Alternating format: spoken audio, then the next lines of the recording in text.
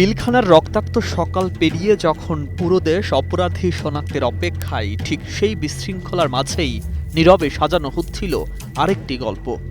একদল সৎ সেনা কর্মকর্তাকে জঙ্গি আতঙ্ক দেখিয়ে ফাঁসানোর ছক। জাতীয় স্বাধীন তদন্ত কমিশনের প্রতিবেদনে উঠে এসেছে, বিডিআর হত্যাকাণ্ডে সোচ্চার, তথ্য সমৃদ্ধ এবং দেশপ্রেমিক ৫ অফিসারকে লক্ষ্য করে পরিচালিত হয়েছিল এক পরিকল্পিত গুম নির্যাতনের অভিযান, যার কেন্দ্রবিন্দুতে ছিল তাপস হত্যা চেষ্টা মামলা, একটি পুরোপুরি মিথ্যা ও উদ্দেশ্য প্রণোদিত নাটক।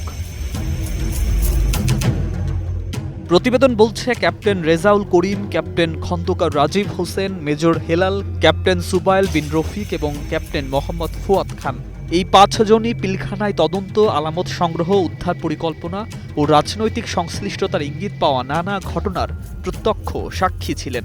কিন্তু হঠাৎ করেই তাদের দায়িত্ব থেকে সরিয়ে দেওয়া হয়। লক্ষ্য ছিল তাদের হাতে থাকা প্রমাণ নষ্ট করে একই প্রমাণকে তাদের বিরুদ্ধেই ব্যবহার করা।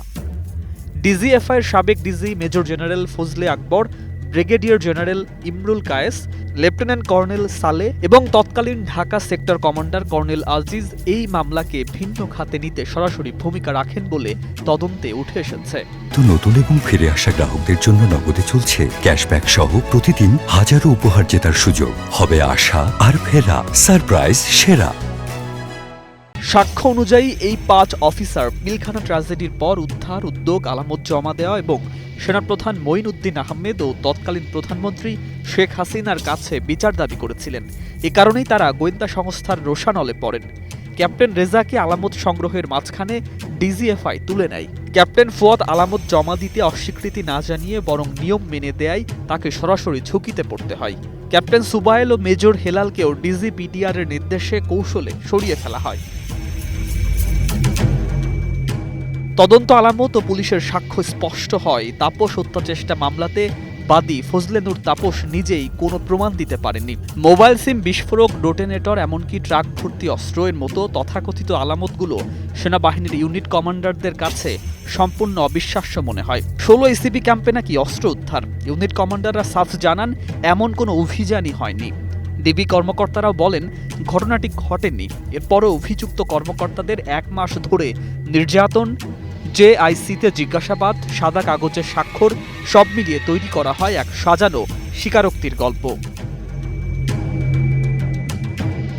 শেষ পর্যন্ত স্বাধীন তদন্ত কমিশনের পর্যবেক্ষণ ছিল কঠোর। তাপস হত্যা চেষ্টা মামলা ছিল সেনাবাহিনীর ভেতরে জঙ্গিবাদের ধারণা প্রতিষ্ঠার উদ্দেশ্যে তৈরি একটি রাজনৈতিক নাটক।